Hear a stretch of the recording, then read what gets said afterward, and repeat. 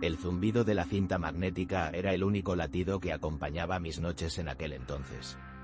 Un siseo constante, como el de una serpiente de cascabel lejana, que se había convertido en la banda sonora de mi soledad. Estaba en el tercer sótano del edificio Beltrán, en una sala de archivo que más parecía un búnker.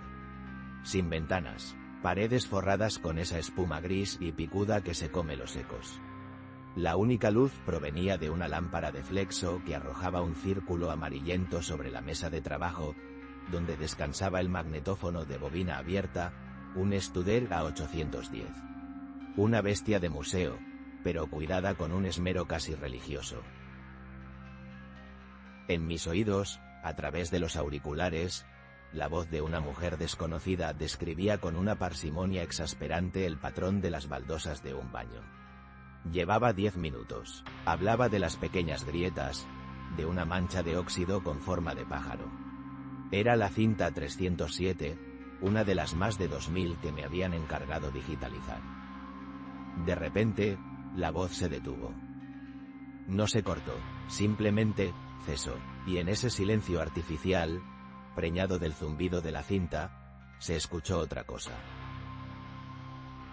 Un chasquido, metálico y seco, y luego, el sonido inconfundible de alguien arrastrando una silla pesada sobre un suelo de madera. Justo detrás de mí. Me quedé helado, con la respiración contenida en el pecho. Sabía que era imposible. La puerta de acero, de 15 centímetros de grosor, estaba cerrada con 3 cerrojos. Estaba solo, siempre estaba solo. Me quité los auriculares con una lentitud que me pareció ridícula. El silencio absoluto del búnker me golpeó. Era un silencio denso, pesado. Podías sentirlo presionar contra tus tímpanos. Giré la cabeza. Nada, solo la pared de espuma gris, mi abrigo colgado en un perchero y, al fondo, la estantería metálica donde dormían las cintas que aún no había procesado. Aquel trabajo me lo ofreció un hombre llamado simplemente señor Beltrán. Un anciano de traje impecable y ojos de un azul tan pálido que parecían transparentes. El sueldo era una locura, más de lo que ganaría en 5 años en mi antiguo empleo. Las condiciones eran peculiares. ¿Y tú qué habrías hecho? ¿Rechazarías una fortuna solo por unas cuantas reglas extrañas? Yo no lo hice, necesitaba el dinero, desesperadamente. La primera vez que vi al señor Beltrán fue en su despacho, en el ático de aquel mismo edificio. Era un espacio enorme, con un ventanal que miraba a toda la ciudad. Los muebles eran oscuros, antiguos, y olía a cera de abeja y a papel viejo. Él estaba sentado detrás de un escritorio que parecía la tumba de un faraón. Su trabajo es sencillo, joven, me dijo, sin levantarse. Su voz era un susurro grave, como el roce de la seda sobre la piedra. Debe transferir el contenido de estas cintas a formato digital, con la máxima calidad posible. El equipo ya está dispuesto. Asentí, sin saber muy bien qué decir. Parece un archivo familiar muy extenso, aventuré, mirando la cantidad de cajas que se apilaban en una esquina. Él esbozó algo que podría haber sido una sonrisa, pero que no llegó a sus ojos. Es el archivo de una vida, de varias, de hecho, pero hay normas, y son inquebrantables. Sacó una hoja de papel de un cajón. Estaba escrita a máquina. Había 4 reglas, solo 4. Primero, dijo, señalando el papel con un dedo huesudo. Trabajará únicamente de noche, de 10 de la noche a 6 de la mañana. Según mis técnicos, la red eléctrica de la ciudad es más estable a esas horas y el equipo es sensible. Parecía una excusa pobre, pero no dije nada. Segundo, no procesará las cintas en orden numérico. Cada noche, al llegar, encontrará una lista con 5 números de bobina. Esas son las que debe procesar esa noche. Ni más, ni menos. Y en el orden exacto que se le indica. Esto ya era más extraño. Impedía seguir cualquier hilo narrativo que pudiesen contener las grabaciones. Era como leer un libro eligiendo páginas al azar. Tercero, continuó, y su voz bajó un poco de volumen, volviéndose más íntima. En algunas cintas, puede que escuche una melodía. 3 notas, un tintineo muy suave, como de una caja de música. Si escucha esas 3 notas, detendrá la grabación inmediatamente. Rebobinará la cinta hasta el principio, la guardará en una de estas cajas.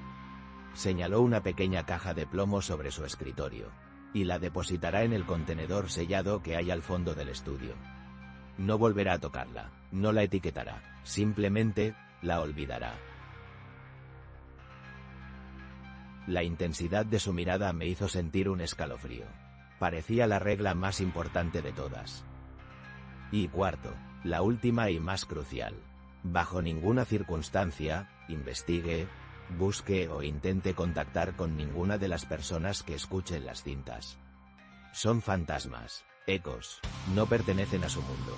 Su curiosidad no será recompensada. ¿Entendido? Asentí de nuevo, esta vez con la boca seca. La solemnidad con la que había pronunciado aquella última frase me había inquietado de verdad. Entendido, señor Beltrán. Me dio una llave pesada, antigua. Esta es su vida a partir de ahora, joven. Las voces del pasado, y el silencio. Las primeras semanas fueron extrañamente tranquilas. Cumplí las reglas al pie de la letra. Cada noche, la lista con los 5 números me esperaba sobre la mesa. Las cintas contenían fragmentos de vida absurdamente mundanos. Escuché conversaciones telefónicas sobre listas de la compra, diarios de audio de un adolescente que se quejaba de sus profesores, grabaciones de un programa de radio de los años 70, una mujer cantándole una nana a un bebé, cumpleaños, discusiones de pareja, el murmullo de una comida familiar. Me convertí en un arqueólogo de lo cotidiano, un espía de vidas ajenas que ya no existían. El desorden cronológico era enloquecedor al principio, pero luego me acostumbré. Pasaba de escuchar a un hombre en 1968 quejarse del precio de la gasolina a una niña en 1992 recitando la tabla de multiplicar. No había nombres que se repitiesen con frecuencia. No había un hilo del que tirar. Eran solo eso, fragmentos. El búnker se convirtió en mi santuario. El silencio exterior era tan profundo que el siseo de la cinta y las voces anónimas eran mi única realidad. Empecé a disfrutar de la desconexión. Mi vida, mis problemas, se quedaban al otro lado de la puerta de acero. Fue a principios del segundo mes cuando todo empezó a cambiar. La lista de esa noche incluía la bobina 1138. La puse en el magnetófono. Al principio, solo había silencio. Un silencio grabado, diferente al del estudio. Un silencio con textura. Después de casi 2 minutos, habló un hombre. Su voz era temblorosa, cargada de una emoción que no supe identificar. ¿Miedo? ¿Tristeza? Sesión 14, dijo. No sé si esto sirve de algo. El doctor dice que hable. Que lo saque. Pero, ¿cómo se saca algo que vive dentro de ti? Hizo una pausa larga. Se llamaba Marina. Mi hija. Tenía una risa que podía arreglar cualquier cosa. ¿Sabe? Era como el sonido de campanillas de cristal. El hombre siguió hablando. Contaba anécdotas de su hija. Su primer día de colegio. La vez que se cayó de la bicicleta. La forma en que arrugaba la nariz cuando no le gustaba la comida. Pero algo en su tono me helaba la sangre. No hablaba de ella con la nostalgia de un padre que ha perdido a un hijo. Hablaba de ella con obsesión, con un fervor casi maníaco. La gente no lo entiende, susurró el hombre. Creen que se ha ido. Pero no es verdad, yo todavía la oigo. A veces, cuando la casa está en silencio, oigo su risa, en las tuberías, en el crujido de la madera. La tengo guardada. La cinta se cortó. El final abrupto me dejó con el corazón en un puño. Me quité los auriculares y me froté la cara. Era la primera vez que una grabación me afectaba de esa manera. Era demasiado íntima, demasiado cruda. Se sentía como una profanación. A la noche siguiente, la lista parecía diseñada por el mismísimo diablo. Contenía la cinta 401. La coloqué, pulsé el play, y la voz de una niña pequeña llenó mis oídos. «Papá dice que esta es mi habitación especial», decía la niña. Su voz era dulce, inocente. Dice que las paredes se beben mis palabras, para que nunca se pierdan. Para que él pueda escucharme siempre que quiera, incluso cuando no estoy. Un escalofrío recorrió mi espalda. «Me gusta cantar aquí», continuó la niña. «Porque no hay eco, el sonido se queda, blandito, como en una nube», y entonces, empezó a cantar una nana. Una melodía sencilla, infantil. Y mientras cantaba, en el fondo, muy bajo, pero perceptible, escuché algo más. Un leve zumbido. No era el de la cinta. Era un zumbido eléctrico, de baja frecuencia, como el de un micrófono de condensador de alta sensibilidad encendido en una sala tratada acústicamente. El padre, aquel hombre de la cinta anterior, no estaba grabando a su hija con una grabadora casera. Estaba usando equipo profesional, en una habitación insonorizada. La idea me revolvió el estómago. Aquello no era un archivo familiar. Era otra cosa, algo mucho más oscuro. Esa noche, por primera vez, me sentí observado en el búnker. Cada sombra en la periferia de mi visión parecía moverse. Cada pequeño crujido del edificio me hacía saltar. Las voces ya no eran ecos lejanos. Empezaban a sentirse presentes.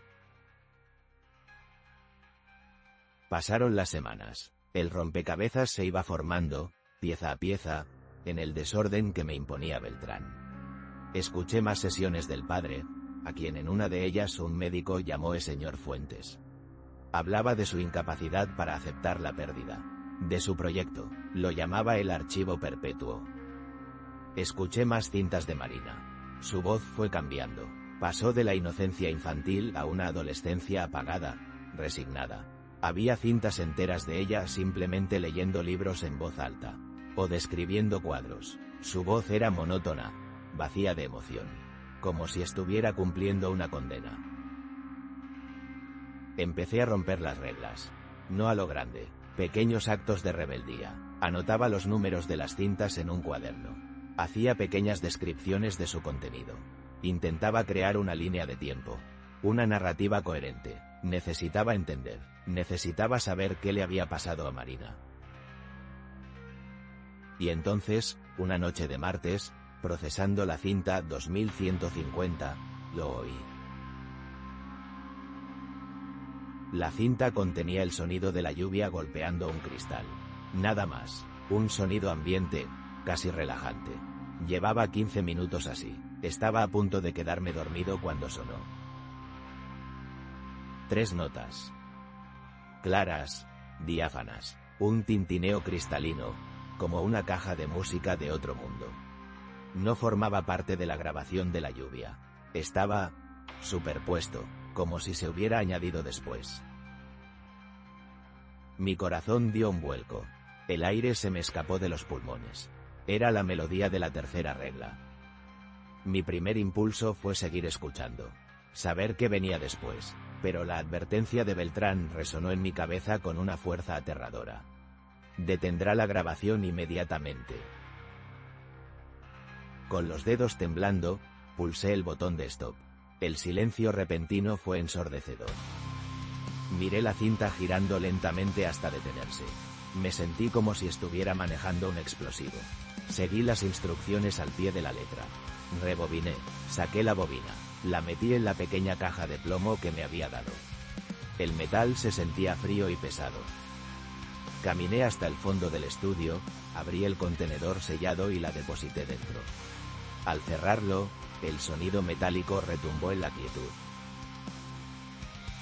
Esa noche no pude procesar más cintas. Me senté frente al magnetófono apagado, escuchando el latido de mi propio corazón.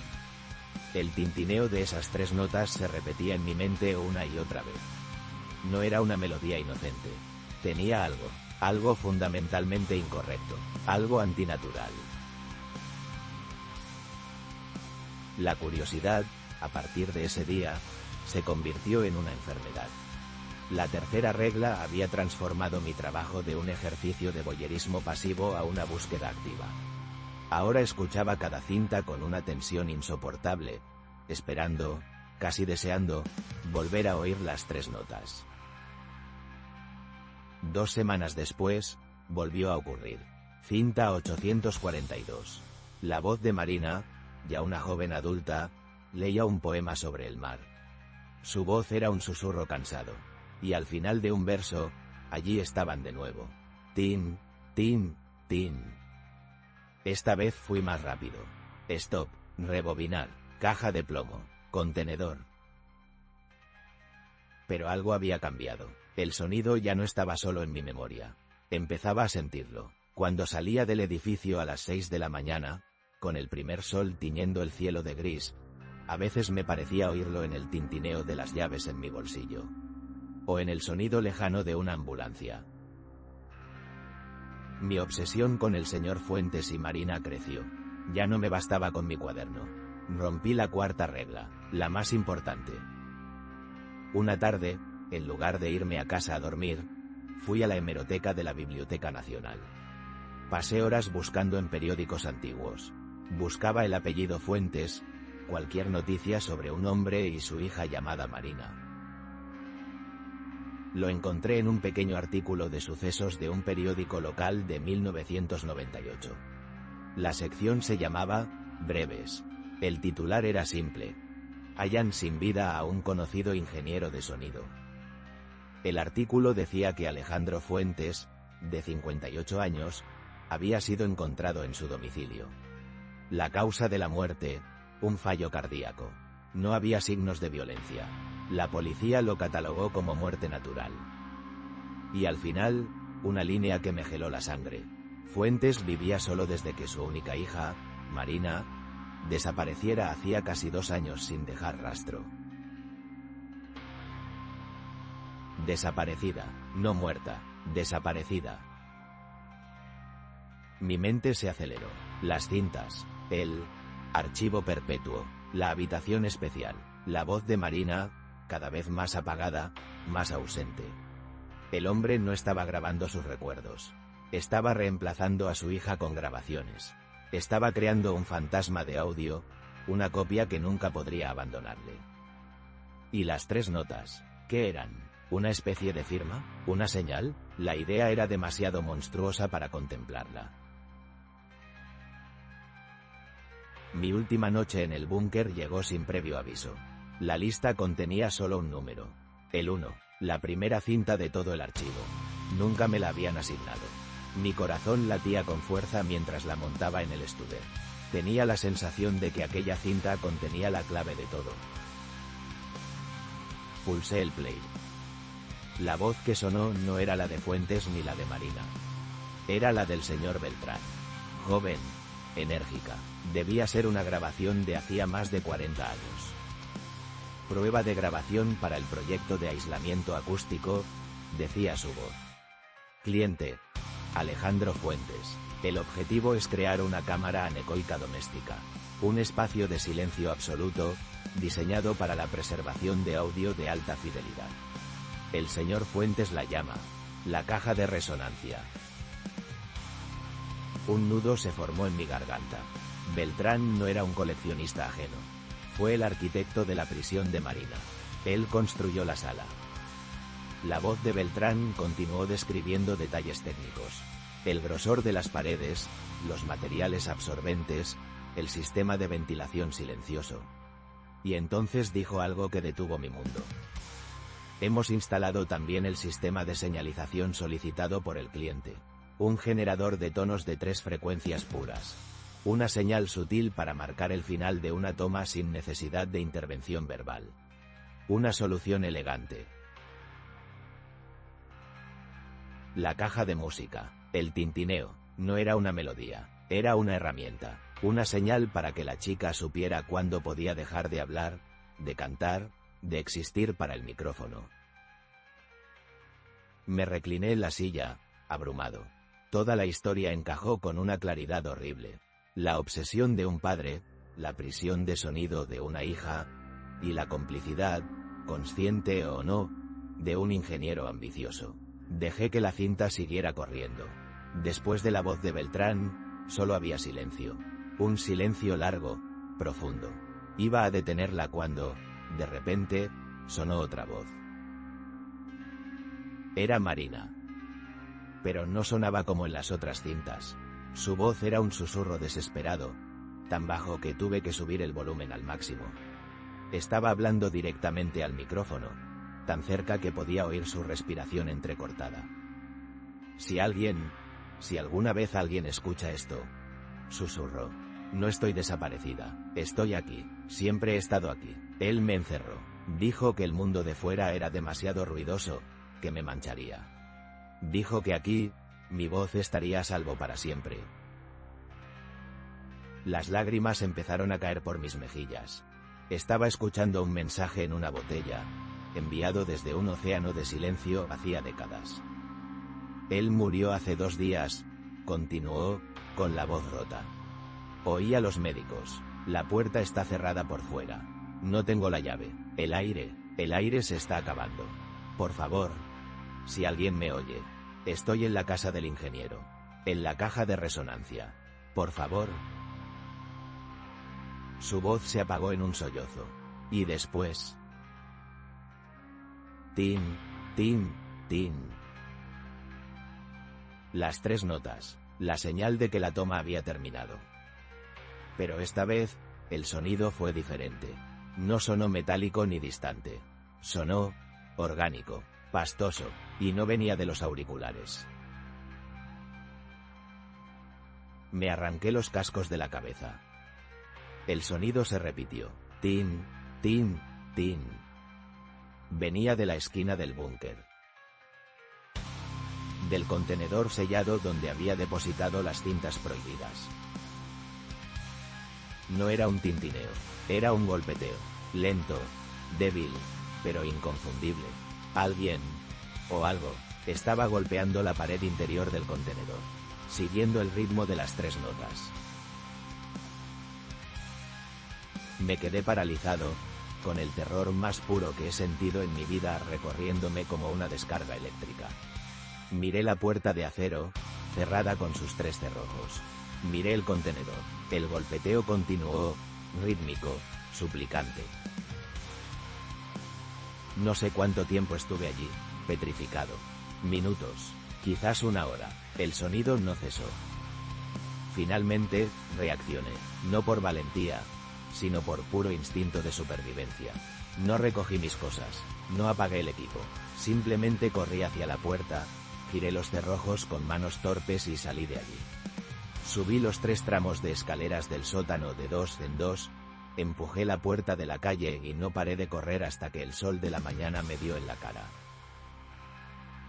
Nunca volví, nunca cobré el último mes, nunca contacté con Beltrán para darle explicaciones. Simplemente, desaparecí, igual que Marina. A veces, por las noches, cuando el silencio es absoluto y el mundo duerme, me parece oírlo. Un eco lejano, 3 pequeños golpes. Tin, tin, tin.